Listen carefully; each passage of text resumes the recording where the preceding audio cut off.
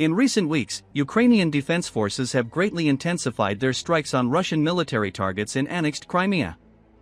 Attacks are now happening almost daily, and far more of them are achieving their objectives compared to earlier months.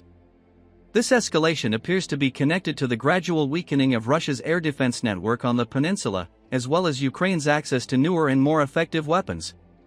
Krym Zelenskyy examined how these factors are influencing the situation. Throughout November, strikes on Russian military facilities in Crimea increased noticeably. Ukrainian forces targeted not only military positions but also key energy infrastructure and major industrial sites. Robert Madyar-Bravdy, commander of the Center for Unmanned Systems, reported new attacks on Russian infrastructure, including a strike on the Brom chemical plant in Krasnoperkopsk, an enterprise linked to the Russian military-industrial sector. Ukrainian drones also hit several important energy facilities. Krymsky Viter later confirmed that the 220 kV Krasnoperkopsk substation, located near the Crimean soda plant, had been damaged.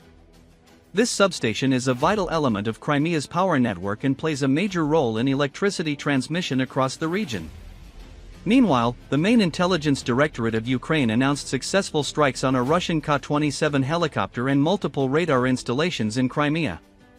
Researchers identified the Lyra A-10 airfield radar positioned a few kilometers south of Simferopol Airport, while the 55ZH-6U Nebo-U and 1L13-3 Nebo-SV radar systems were located at a military facility between the village of Yutnoy and the city of Yevpatoria.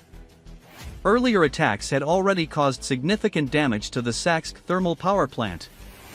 Satellite imagery published by the investigative group Dnipro-Osen showed destruction to parts of the main structure, including the turbine hall.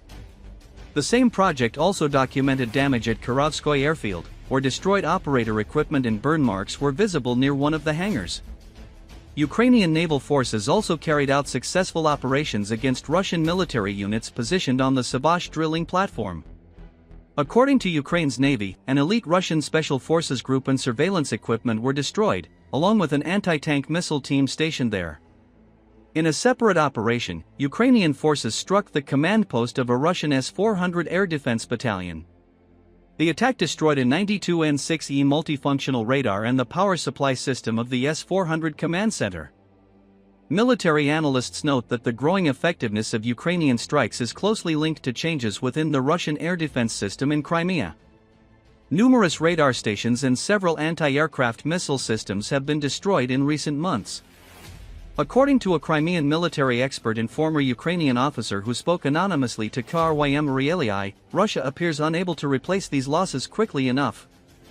As a result, vulnerabilities are emerging across the air defense network, and Ukrainian forces are actively taking advantage of these gaps to strike deeper and more precisely than before.